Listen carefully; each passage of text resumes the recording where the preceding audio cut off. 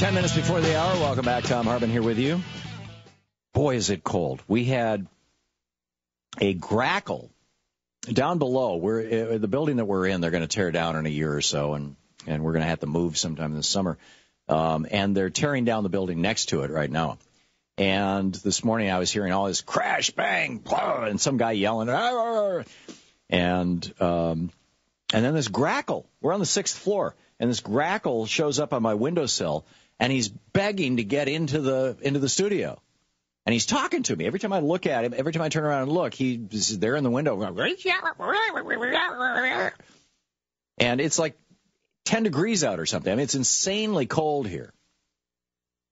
It got down to 3 or 4 degrees last night in Washington, D.C. And I'm convinced that what happened was when they were tearing down the building down next door, they tore down the grackle's home. And he was desperately searching for a birdhouse or a place to get out of the cold. And, you know, I couldn't open the window. The windows are painted shut. Even if I wanted to, I couldn't. And had he gotten in here, I think he would have been just as unhappy because this is not a good place for a grackle to live. Meanwhile, last night, I was up half the night because we're being lifted up out of the ice as the ice, we've got 3 inches of ice now all around the boat. And it got down to 2 degrees. We could not hold the temperature in our little bedroom, which, you know, we've got a couple of 2 electric heaters running, and we could not hold the temperature above 55 last night, or above, maybe it was even in the high 40s, low 50s. And so Louise and I were like under the, feather comforter, curl around each other, try for body heat, and both cats.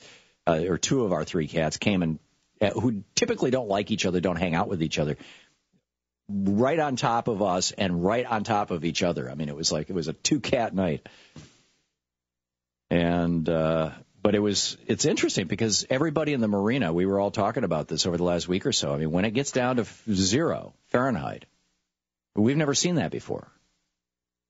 I mean, nobody alive today has ever seen 0 Fahrenheit in Washington, D.C., and nobody who's ever lived in this marina has ever seen 0 Fahrenheit. And even though my boat's 30 years old, it's never seen 0 Fahrenheit. And so we were really concerned. Will the docks hold up? Will the hulls, get damaged? Will the water pipes freeze? Will how bad is it going to get? Are we going to exceed the power capacity of the dock? And that was my big concern. Was all night I kept listening to make sure that A, the water was running so that it didn't freeze up, and B, that the electric fans were on, because the power does go down there typically a couple of times a day for a few minutes at a time, because there's these ground fault interrupters, and whenever anybody plugs something new into their boat, it blows the whole dock, and then everybody's got to run out to the thing and reset the breakers. But when it goes down, it's like that boat gets so cold so fast.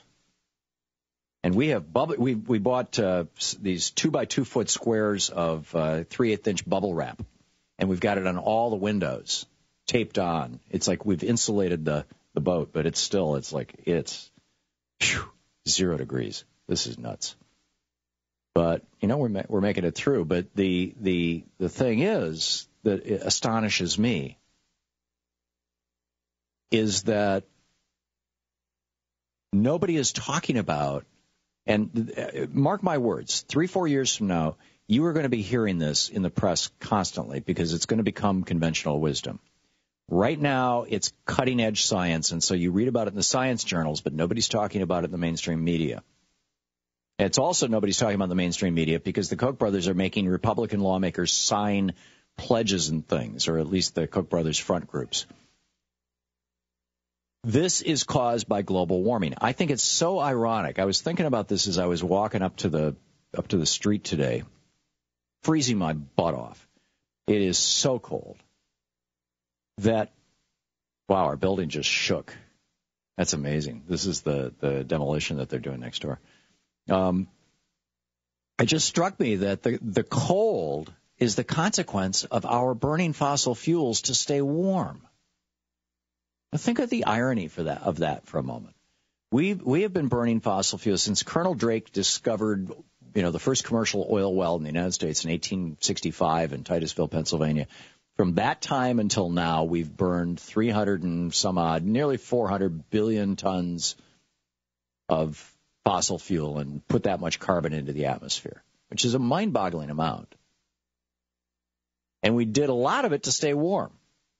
And what that is doing is breaking down the jet stream, this river of air that circles the Arctic Ocean. That jet stream that used to keep the cold air up in the far north, that's breaking down because it's warming up. And it doesn't have the cold rigidity that it used to have. And it's allowing this cold air to just spill all the way down to Florida. This is going to be, mark my words, this is going to be the new normal. You think this cold was, weird, an exception, you're going to start seeing it every year, every other year, every third year. We're going to have these kinds of winters. And we need to be adapting to them and getting ready for them because this is what climate change looks like. And the irony that for 150 years, the human race has been keeping itself warm by burning fossil fuels. And as a consequence of that, at least in the northern hemisphere, we're now being frozen. Because, and then the other terrible side effect of this is that when Arctic air comes all the way this far south, where there's a hell of a lot of heat still trapped in the ground, that heat radiates out of the ground into the air, that air goes back up to the Arctic, warmer now, and it speeds up the rate at which the Arctic is melting, which speeds up the rate at which the jet stream breaks down, which speeds up the rate at which this kind of weather becomes normal, which is not a good thing. It's really amazing. It's really amazing how we have terraformed our planet. And, I mean, we all know we've done that with agriculture and things, but now we've done it with our climate. And what are we going to do next? Anyhow, my apologies for the rant. I should never apologize for ranting. But we've got a full board of calls. All 12 lines are occupied. We will be picking your calls up right after the break. Stick around.